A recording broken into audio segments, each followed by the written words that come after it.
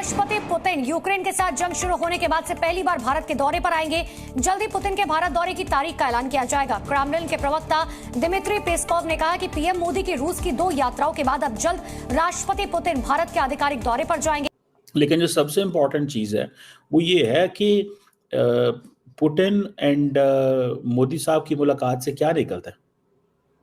एक तो रेजोल्यूशन हो गया ना जी, ठीक है जी कि हम आपसे बात करना चाहते हैं, ज्यादातर बायलैटरल बात होगी। पाकिस्तान में कोई बड़ा लीडर, कोई बड़ी इन्वेस्टमेंट, कोई बड़ी कंपनी नहीं आ रही, लेकिन इंडिया से आए दिन खबर आती है। कभी ट्रंप कहता है कि मैं सबसे पहला विजिट इंडिया का करूंगा, मतलब कुछ ही महीनों बाद। अभी रशिया के प्रेसिडेंट पुतिन की तरफ से खबर ये कंफर्म हो रही है कि वो भी जल्द इंडिया का विजिट करेंगे। क्या कहना चाहेंगे कि दुनिया के बड़े बड़े लीडर्स जो उनसे हैं वो इंडिया का विजिट कर रहे हैं, बड़ी बड़ी कंपनीज वहां पे इन्वेस्टमेंट कर रही है, पूरी दुनिया इस समय चाह रही है इंडिया के साथ रिलेशन बेहतर किए जाए।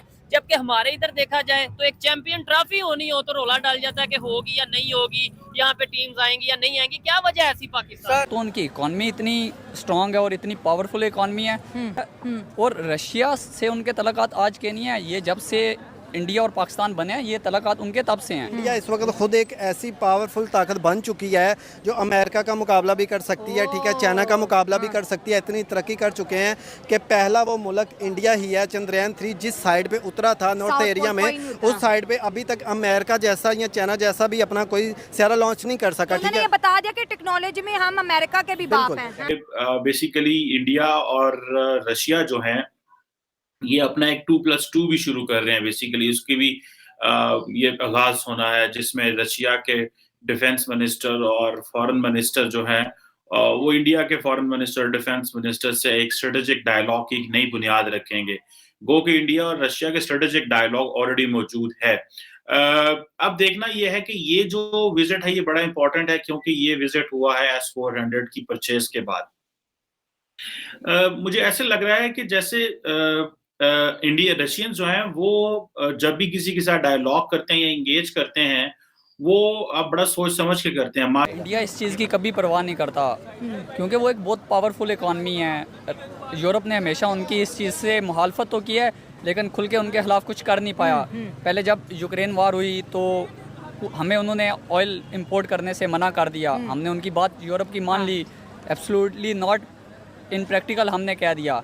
लेकिन इंडिया ने तब भी उनसे पेट्रोल और बाकी चीज़ें इंपोर्ट की और उसको बहुत डिस्काउंटेड प्राइस पे परचेज की और बाद में फिर इन्हीं यूरोपियन कंट्रीज़ को उसने बेचा। हाँ बिल्कुल, हाँ।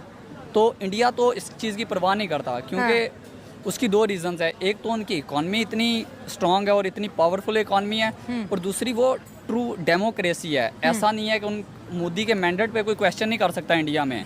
तो नमस्कार दोस्तों, स्वागत है आपका भारत टेक न्यूज़ की एक नई वीडियो में। दोस्तों वीडियो अच्छा लगे तो एक लाइक करना, कमेंट करना और शेयर करना और जो भाई पहली बार है सब्सक्राइब करना। तो दोस्तों एक बहुत बड़ी खबर निकल के आ रही है कि मोदी साहब पिछले 3 महीनों के अंदर रशिया का 2 बार दौरा कर चुके हैं और तीसरा दौरा पुतिन साहब जल्द ही भारत का करने वाले हैं क्योंकि भारत और रशिया दोनों मिलकर मेड इन इंडिया मिलिट्री पर काम कर रहे हैं और रशिया चाहता है कि भारत ज़्यादा से ज़्यादा इन्वेस्टमेंट करे रशिया के अंदर और भारत के जितने भी टैलेंटेड वर्कर हैं वो रशिया में जाके काम करें।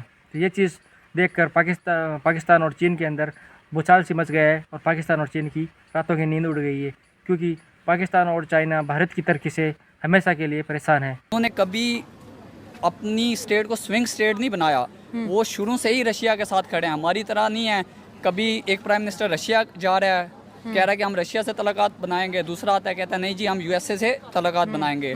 तो इंडिया बहुत क्लियर है अपने तल्लुकात को लेके। वो हमारी तरह नहीं है कि हमारा प्राइम मिनिस्टर जा रहा है मिलने, वो प्यूटन से जा रहा है, जाके मिल वो कैमरामैन से रहा है। वो बात भी मैंने करनी। हमारे प्राइम मिनिस्टर की मुलाकात पुतिन से होती है एससीओ मीटिंग में, तो पुतिन साहब बड़े प्यार से हाथ बढ़ाते हैं तो शाबाश, ये पुतिन को इग्नोर करके पहले कैमरामैन से मिलते हैं तो फिर जाके पुतिन से मिलते हैं। इतनी एम्बैरेसमेंट। टर्की जाते हैं तो टर्की उर्दुगान के कान में बार बार कह रहे भाई तेरे लिए आम लाया हूँ, तेरे लिए आम लाया हूँ। क्या मतलब उन्होंने कभी आम नहीं खाए?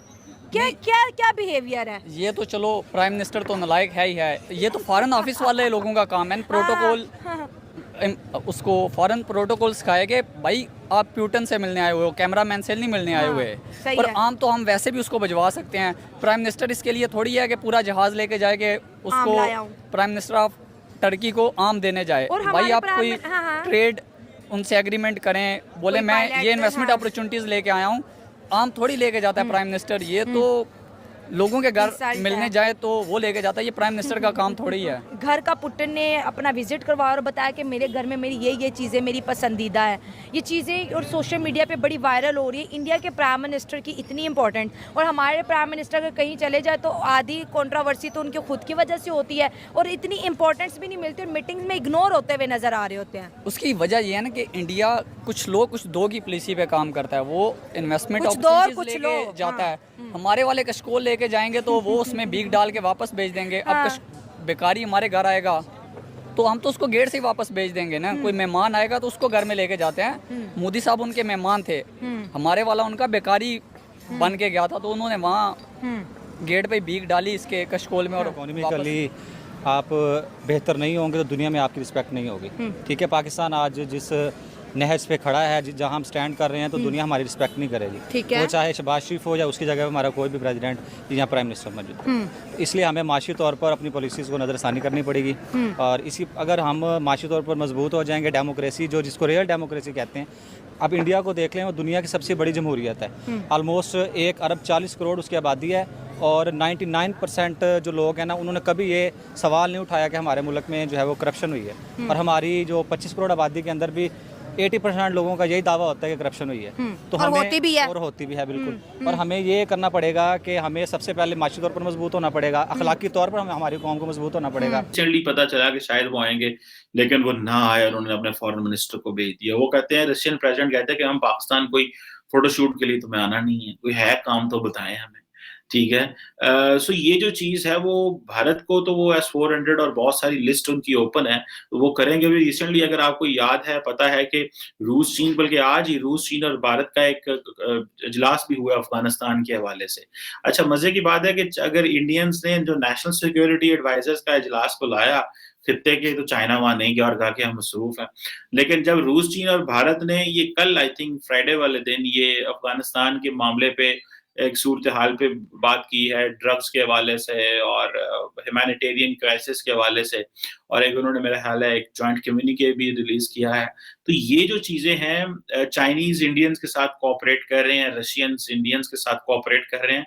तो ये जो इंडिया जो है वो रशिया के साथ इतनी इन्वेस्टमेंट कर रहा है और अपने ताल्लुकात को ठीक कर रहा है कि याद रखिए कि कल को जितनी भी इंडिया और चाइना के मामलात खराब होंगे तो अमेरिका जो है, इंडिया जो सिर्फ अमेरिका और क्वाड पे रिलाई नहीं करेगा, इंडिया रशिया पे भी रिलाई करेगा कि वो चीजों को कूल डाउन करने में मदद करें। बिकॉज रशियंस और चाइनीज जितने करीब हैं, that gives them a lot of leverage. Russia China India जो है वो रशियन से बहुत कुछ कह के कहलवा के वो एक अपना बैकडोर चैनल जो है वो चाइना के साथ खोल सकता है। और इस चीज का जारी बात है उनको बड़ा एडवांटेज है, उनको इंडियंस को, कि भाई हमने अपने रास्ते बंद नहीं किए। जिस तरह के चाइना और अमेरिका ने अपने रास्ते खोले हुए हैं, डायलॉग होता है, गो के चाइना जो है वो उनकी ये तो होती है कि हाँ हमें अमेरिकन के साथ कोई डायलॉग इतना आसान नहीं होता, लेकिन अमेरिकन ये समझते हैं कि इंडिया चाइना के साथ बात करते रहना चाहिए। सो इंडियंस जो है वो चाइना से बात करते रहना चाहते हैं, गो के कोई इतने लंबी चौड़ी कोई ब्रेक थ्रू नहीं हो रहा, और वो रशिया का जरूर इस्तेमाल करेंगे इन ओपनिंग अप थिंग्स और चीजों को बेहतर करने में, जो कि सारी बात है तमाम मुल्कों के पास चॉइसेस होती हैं, उन्हें करना भी चाहिए। तो दोस्तों देखा आपने वीडियो में पाकिस्तानी कैसे रो रहे हैं भारत की तरक्की को देखकर कि भारत और रशिया इतने करीब क्यों आ रहे हैं। तो भारत और रशिया के करीब आने से ही पाकिस्तान को जलन हो रही है। मात्र एक करीब आने से जब और भारत और रशिया के बीच में ट्रेड का लेवल अधिक से अधिक हो जाएगा तो पाकिस्तान की क्या ही हालत होगी। और पाकिस्तान और चाइना का जलना एक स्वाभाविक सी चीज़ है, क्योंकि भारत ने पाकिस्तान और चाइना को कभी भी अपने मुंह नहीं लगाया। और ये चीज़ देखकर चाइना हमेशा भारत से आगे निकलना चाहता है और पाकिस्तान हमेशा भारत को दबाना चाहता है। लेकिन इन दोनों देशों से ही न तो चीन कभी भारत से आगे निकल पाया और न ही पाकिस्तान कभी भारत को दबा पाया। ये दोनों देश इसीलिए भारत से जलते हैं। दोस्तों आपको वीडियो कैसा लगा? वीडियो अच्छा लगा तो एक लाइक करना, कमेंट करना और शेयर करना, और जो भाई भी पहली बार आया है सब्सक्राइब करना। जय हिंद, जय भारत।